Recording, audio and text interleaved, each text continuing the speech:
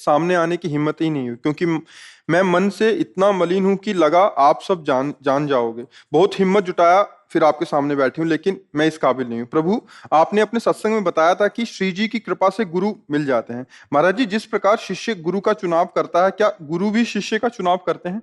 और ऐसा है तो क्या मुझ जैसे पापी को भी अपनाएंगे? अच्छा, ना हम कभी गुरु बनने लायक हैं, ना हम कभी गुरु बन सकते हैं।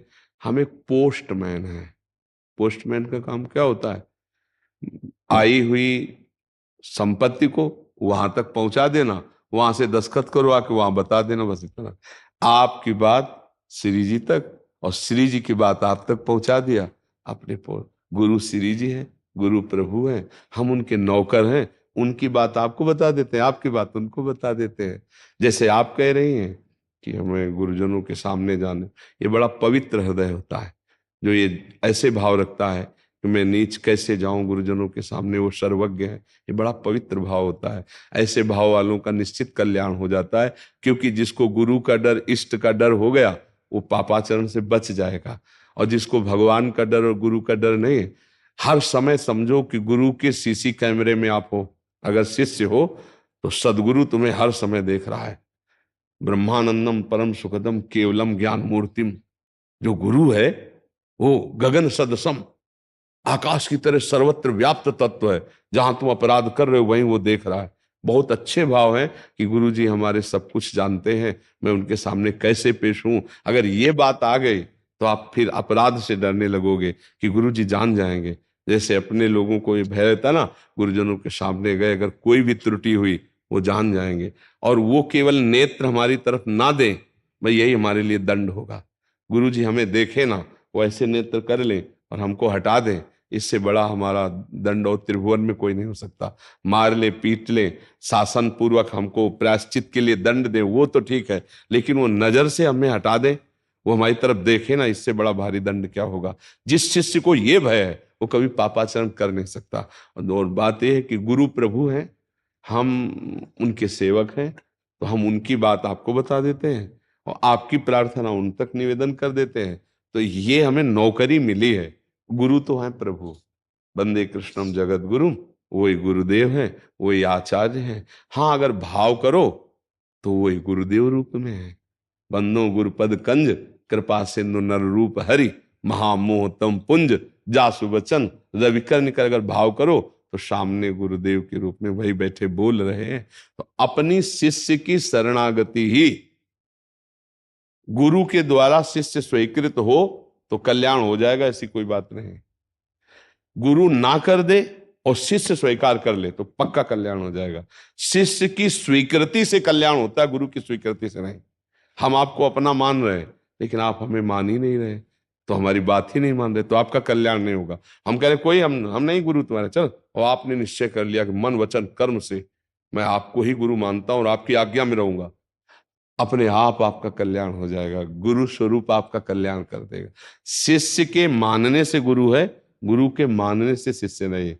जैसे द्रोणाचार्य जी ने एकलव्य को कह दिया कि हम तुम्हें शिष्य नहीं मानते, क्योंकि हम राजकुमारों को शिक्षा देते, कोल भीलों को नहीं। लेकिन उसने द्रोणाचार्य जी को एक भर नेत्र देखा, गुरु मान लिया और चला गया।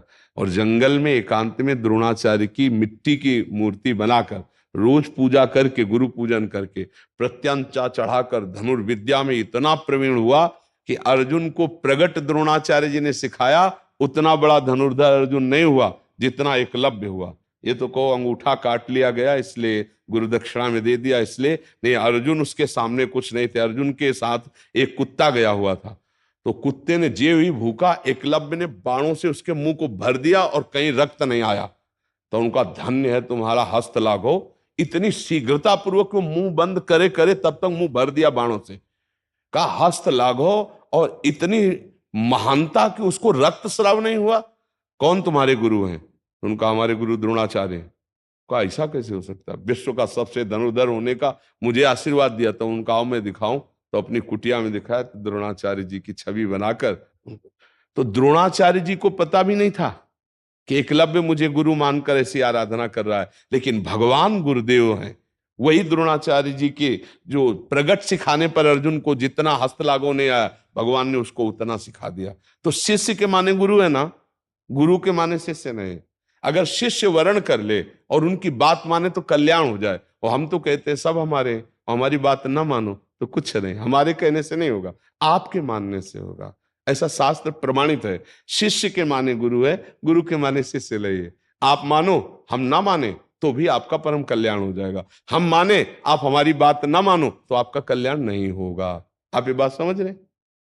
महाराज जी, कुछ महीने पहले वृंदावन आना हुआ था, आपके दर्शन भी हुए, लेकिन डर से सामने आने की हिम्मत ही नहीं हुई, क्योंकि मैं मन से इतना मलिन हूं कि लगा आप सब जान जान जाओगे। बहुत हिम्मत जुटाया, फिर आपके सामने बैठी हूं, लेकिन मैं इस काबिल नहीं हूं। प्रभु, आपने अपने सत्संग में बताया था कि श्री जी की कृपा से गुरु मिल जाते हैं। महाराज जी, जिस प्रकार शिष्य गुरु का चुनाव करता है, क्या गुरु भी शिष्य का चुनाव करते हैं?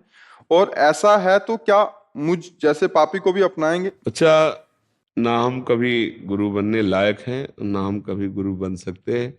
हम एक पोस्टमैन हैं। पोस्टमैन का काम क्या होता है? आई हुई संपत्ति को वहां तक पहुंचा देना, वहां से दस्तखत करवा के वहां बता देना, बस इतना।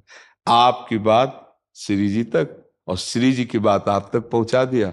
अपने गुरु श्री जी हैं, गुरु प्रभु हैं, हम उनके नौकर हैं। उनकी बात आपको बता देते हैं, आपकी बात उनको बता देते हैं।